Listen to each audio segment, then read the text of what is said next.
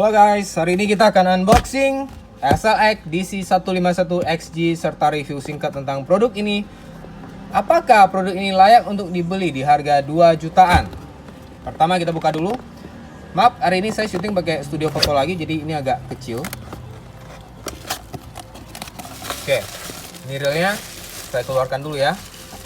Ketika kalian membeli SLX kalian yang resmi, kalian akan mendapatkan satu kartu garansi dari PT Aneka Raya Pancing, distributor resmi Shimano Indonesia. Dan dalamnya masih belum diisi. Biasanya sih ini memang nggak diisi sih. Nah, adanya kartu ini akan membantu kalian apa? Apabila rupanya reel yang kalian beli itu bermasalah, maka kalian bisa ngeklaim. Tapi jarang sih Shimano ada masalah, belum pernah ketemu sampai sekarang. Kalau brand-brand lain mungkin ada gitu. Schematic SLX DC 150. Nah, kalau dilihat di schematic DC unit tuh ini nih. Ini. Nah, ini yang hitam-hitam nih yang 5901 ini adalah DC unitnya. Oke, langsung connect ke spool. Terus ini bearingnya ada satu dalam 3x10x4. Bukanya ini ada plat penahannya. One way gear, warm shaft, hover, line. Oke, overall standar basic seperti biasanya. Cuma yang spesial dari dia adalah ininya, DC unitnya. Terus apalagi ini tentang maintenance, bagaimana maintenance-nya, ordering part-nya, how to use lah ini istilahnya tuh. Terus kalian juga akan mendapatkan Bantam oil 6 gram, masih segel. Tuh seperti ini. Ingat ya, kalau kalian beli reel Shimano original, kalian harusnya masih dapat yang ini, nggak segel. Ini tinggal dipotong dikit. Oil ini paling bagus tuh kalian kasih ke spool bearing dan tension bearing. Dua bearing itu. Mau ke yang di warm shaft bearing boleh juga. Ini oke banget nih, bagus. Kita sampingkan juga. Ini kotaknya saya kesampingkan juga. Ini produknya. Nah, mari kita buka. Semua reel Shimano datang dengan bubble wrap supaya tidak ada cacat di reelnya. Biasanya kalau kita dapat reel baru, kalian akan melihat bercak-bercak minyak. Kayak gini, ini bercak-bercak minyak. Terus bercak-bercak minyak. Seperti ini. Secara finishing produk ini gini ya, karena studio foto saya ini saya rekam memang pakai kamera HP, saya pakai iPhone. Detailnya cukup bagus, tapi karena detail cukup bagus, jadi kalau ada debu atau apa tuh kalian nampak jelas banget di sini nih. Bagi tension knob yang model karet kayak gini, debu tuh nempel loh. Ini juga sama, debu tuh nempel. Oke, yang pertama saya sadari apa? Ini nih, masih plastik. Oke, Stadrak masih plastik. Ya memang ini entry level sih, kita nggak bisa berharap banyak. Ini sudah aluminium alloy, handle aluminium alloy, tension aluminium alloy, cover ini plastik. Tension knob, oke, tensionnya aluminium alloy dengan list biru yang agak keren, spesial di kelasnya. Yang ngebedain dia, dia juga sudah dapat aluminium cover di sini dengan logo gede-gede Hagane HGN, Hagane Gear. Terus made in Malaysia. Metal cover kayak gini minusnya apa? Sidik jari itu nampak jelas berminyak gitu. Malaysia 151XG. Garansi resmi Shimano. Nah, ini kalau kalian beli reel Shimano yang udah baru-baru ya, warranty-nya tuh kayak gini nih. Ini stiker lulus QC kayaknya. Ini noda-noda minyaknya. Reel baru tuh emang kayak gini, bakal ada minyak-minyaknya, memang banyak bekas minyaknya nih.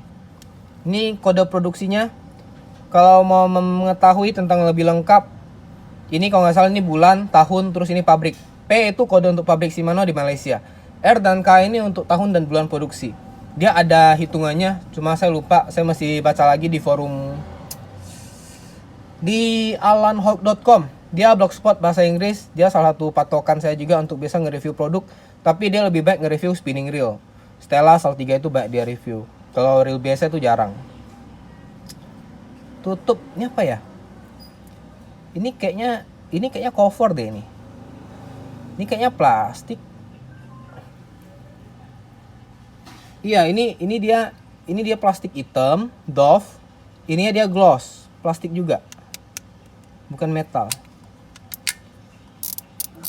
Bodinya dibanding SLX standar dia lebih gede sih. Sebentar.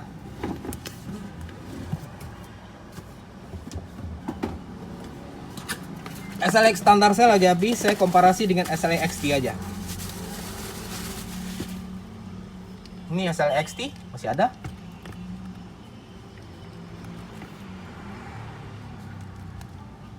Sama gede nggak?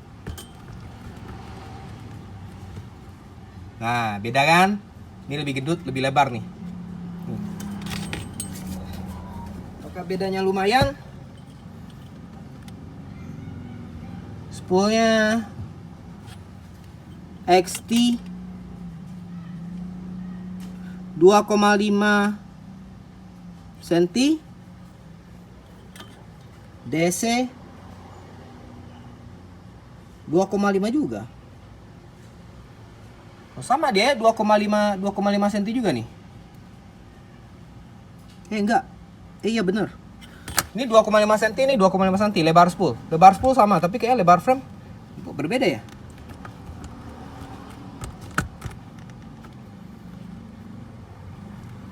Tuh kan? Sepertinya yang DC emang lebih gendut ya. Kalian bisa lihat ya. Nampak jelas nih. Ini secara penampakan visual. Bedanya SLX XT langsung naik ke abangnya SLX DC. Oke, XT saya keluarkan. Kita lanjut ke DC. Nah, apa spesialnya reel ini? Dia menggunakan Hagane frame. Hagane frame itu rangkanya. Jadi, apa yang Hagane, Bang? Ininya Hagane. Ini kan rangkanya nih.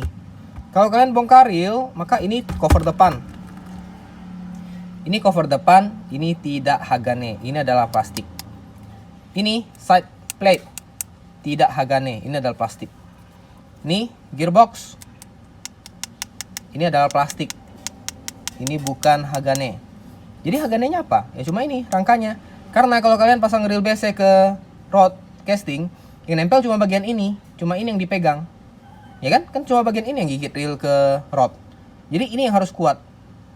Makanya kalau kalian pakai reel yang sudah Hagane, kalian mancing toman 5 kiloan, nggak ada kerasa gedek-gedek itu pas lagi mancing tuh nggak ada. Apalagi kalian main umpan gede, umpan 30 gram kalian lempar ngecast gitu kan. Kalau pakai yang ini enak, ergonomis. Kalau di tangan saya, tinggi saya 175 cm ya. Kalau di tangan saya sih SLX ini jujur pendek banget. Meskipun yang ini juga masih ceper menurut saya. Jempol saya lebih kepegang kayak gini. SLX ini kalau untuk orang yang tangannya nggak terlalu besar, nggak segini banget, masih enak sih. Cuma memang dia ya lebih tinggi dibanding yang standar karena dia DC unit. Rubber knob, covernya sudah dapat yang bagus yang kayak gini ya. Ini masih plastik juga sih, belum aluminium, tapi setidaknya dia udah nggak nampak murah gitu. Bukan yang full pakai karet kayak dulu, segini jauh lebih cakep. Aluminium, plastik, dalamnya nggak saya bongkar. Line roller masih plastik yang besi hitam gini. Sekarang lagi trending line roller yang kayak gini, Shimano Kuradoka pun kayak hitam gini. Line roller ini akan mudah kering. Oke. Jadi kalian mesti ingat untuk sering-sering memberikan minyak ataupun oli ke line roller ini. Mau pakai Bantam oil juga boleh. Atau karena sering pakai minyak Singer juga boleh, nggak apa-apa. Grease juga boleh, cuma bedanya begini. Kalau pakai grease, kalau terlalu banyak putarannya berat. Kalau pakai oil, putarannya lebih ringan, tapi lebih cepat habis. Tinggal tentukan saja selera kalian. Line roller masih kecil, bukan seperti yang Metanium. Metanium Antares itu line rollernya gede di belakang, terus kecil di depan. Jadi keluar talinya tuh masuk tuh banyak. Sekali keluar tuh pinpointnya tuh jadi akurat. Kalau ini tuh masih belum. Tapi oke lah. Nah, minusnya line roller kayak gini atau line guide kayak gini, nanti tuh ini baret nih. Di bagian ini nanti akan ada bekas-bekas PE. Jadi teman-teman, kalau misalnya kalian mau beli real second, lihat di bagian sininya. Bagian sini biasanya kalau ada bekas PE akan ada garis-garis, berarti emang udah real second. Kalau kayak gini ini masih baru, memang barunya dia udah ada ini ya. Itu ada lubang untuk buang air di situ.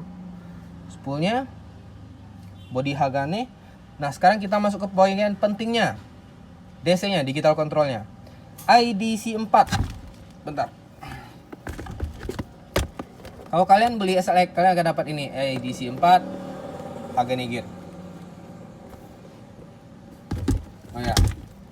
Ini spek umumnya. Rasio 82, drag 5 kg, berat 215 gram, bearing 4+1, IPT 88. By the way, kalau kalian beli reel, kan saya buka toko pancing nih, banyak yang nanya nih. Bang, kau beli reel, tanya rasio 8,2, kenceng nggak bang? Nah, jawabannya begini, rasio 8,2, kalau SLX DC ini, sekali gulung 88 cm. Reel lain bisa jadi beda loh. Saya tunjukkan. Ini segini ya, 8,2, 88 cm.